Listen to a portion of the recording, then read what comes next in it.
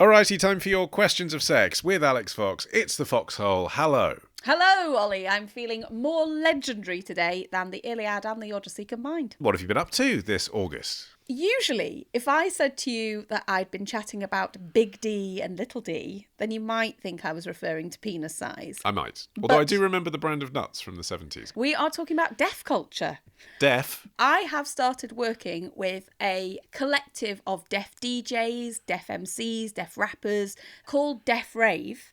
They put on massive parties, big club rooftop takeovers in Brixton. For people who can't hear things? For deaf people and for hearing individuals. Right. But they also do outreach in schools for deaf kids. They do daytime festivals where they engage hard of hearing and deaf teenagers and children with things like DJ workshops or mime workshops, or like teach them all sorts of skills. Okay, hold on. I mean, a lot of people listening to this be thinking a deaf musician would be like a blind film director. That feels weird. But I guess it's vibrations based, is it? It's like, well, the bass. The difference between big D and little d is that capital D deaf people identify as culturally deaf, and often they have been deaf since birth. They might be profoundly deaf. Often sign language is their primary means of communication, whereas So lowercase d, little d, a little bit there. is an audiological condition involving some level of hearing loss, but it's also a cultural distinction. Little d people might not consider themselves to be deaf as part of their identity as a disabled person. They may have become hard of hearing or deaf later in life. They might have things like permanent hearing aids or cochlear implants. When it comes to interacting with music, big D deaf, little d deaf, HOH, hard of hearing people all have different experiences, but lots of them access it via vibration. Yeah. There's a lot of tech that has been primarily designed to enhance gaming experiences that has then been co-opted and further developed by the deaf community. Something I tried recently, very on brand for me because essentially it's another form of vibrator, was something called a Wooja vest, which is a tech-enabled waistcoat that syncs with music, and it kind of, the vibrations move up and down it. Oh, that's cool. It thuds really hard against your heart and against your back. Yeah. It's incredible. I really, really enjoyed using it. Excellent. We've got a question about fannies now. Is that all right? Absolutely, yeah. Back to the grindstone. It's from Kim, who says, I have long labia and I love it. I don't hear many sex tips for people with genitals like mine, which are about embracing and making the most of a flappy fanny, rather than trying to, inverted commas, cope with it. Mm-hmm. So, Alix, what are the best ways to maximise pleasure when you have a maximally proportioned pussy? I love this question so hard. If you Google long labia sex tips, the first article that comes up is causes and ways to manage. Yeah, that's so interesting, isn't it? Whereas Yeah. if you Googled long penis sex tips, I'm sure that is not what it would say. Absolutely not. In Western culture, unfortunately, the very normal bodily condition of having longer labia or asymmetric labia, one longer than the other, massively common, seems to be not only stigmatized but pathologized, as though there's something wrong. And whilst it is true that sometimes long labia can cause discomfort while you're riding a bike, for example, or wearing certain forms of clothing, they can also be a beautiful part of the body that has beautiful potential for beautiful sensations.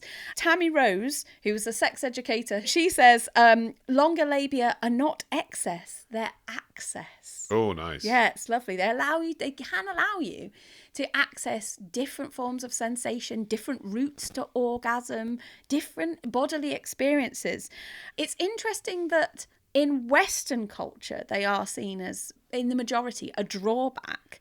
Whereas in other cultures, in areas of Eastern and South Africa, there is a practice of deliberately stretching the labia minora, the Right. inner labia, not only because this is understood to give you greater access to sexual sensory pleasures, but also it's seen as an aesthetic delight. It's a similar thing with foreskins, isn't there? Some cultures get rid of them entirely, other cultures fetishize the longer ones. Yes, and I'm not, to be clear, I am not entirely defending this tradition of pulling on or weighing down the labia.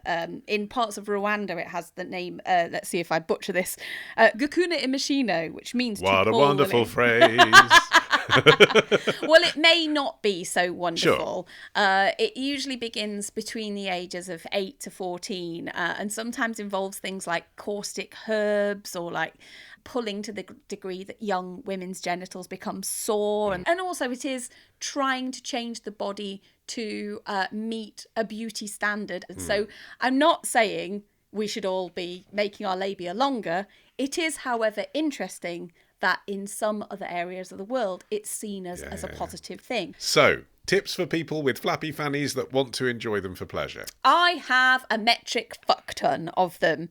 I would like to begin with some more gentle ones. Massage, maybe with an emphasis on a worshipping, appreciative aspect.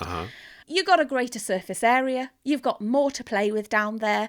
That means that products containing ingredients like CBD, you are going to absorb more of that active ingredient. We've spoken before about the internally hidden parts of the clitoris. In some people, those nerve endings will extend into parts of the labia minora. So massage is a really good way of exploring what works best for you, as well as incorporating oils, which in addition to feeling good, can have a health benefit for people with longer labia. In the same way that a circumcised person, the head of the penis is always exposed. Similarly, long labia, if the minora hang outside the majora and they're always exposed, they might get a little bit desensitized, a little bit drier. So regularly oiling them can help with your comfort and help to keep those tissues healthy. There's a really brilliant curated sex shop online called She Spot, and they stock a couple of oils by a company called Foria and another one called Jomo. I think they'd be fabulous to explore if you have this kind of body type. Another one is called Nedea Victory Oil. I haven't tried that, but quite a few audience members who have longer labia told me that was in their cabinet and in their repertoire. You can also switch up the actual movements that you use. Tami Rose suggested using 2 fingers to gently kind of pinch and glide upwards and outwards, using a kind of rhythmic pulsing sensation that activates blood flow, heightens the feelings down there. Experimenting with like pulling, tension and release can feel really good. Using the backs of your fingers to softly drag and caress as well as the front of them. Playing around in a worshipful, reverent manner, I think is a beautiful place to start. And actually, all of this is stuff clearly that a partner can help you with. Absolutely. What about on your own? Finding out what works for you in your own time and on your own terms will almost always make partnered experiences better, because you can then tell or instruct your partner or show them what works for you. A lot of the things that I am going to describe here, you could do solo or you could do with a pussy-loving pal. Which brings me on to some lovely light toys. I've brought a couple with me. So you have. I mean, those are discreet. They look like novelty pens. It's like an electric toothbrush with...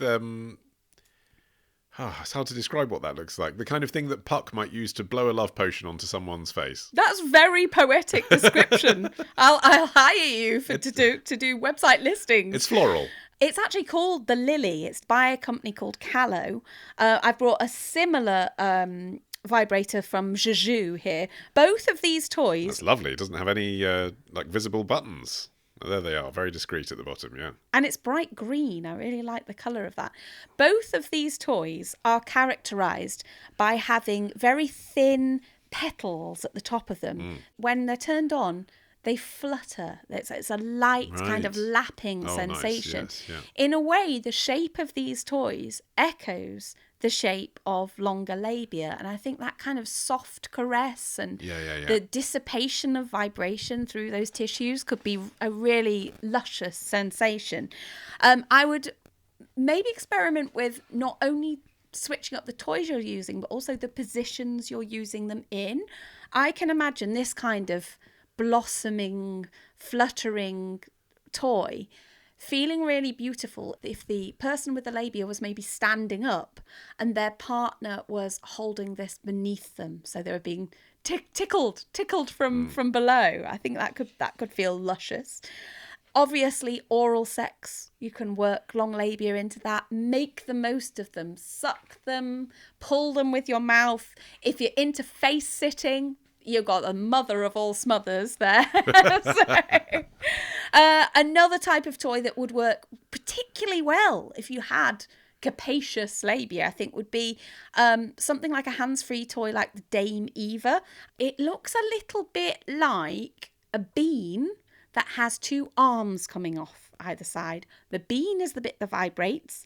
The arms are designed to nestle between the labia to hold them in place. If you don't have much labia going on, it's hard for that toy to grip. It tends to just fall out your foof. Mm-hmm. Moving on from toys to underwear. Oh, this was such a wonderfully brilliant excuse to talk to my old friend Jess Wilde. Do you remember, this was years ago. I think it must be like at least 5 or 6 years ago. I was on that Channel 4 TV show called The Sex Clinic. Yes. Jess was one of the fellow sex experts doing the same job as me. She's now working behind the scenes shooting Love Island.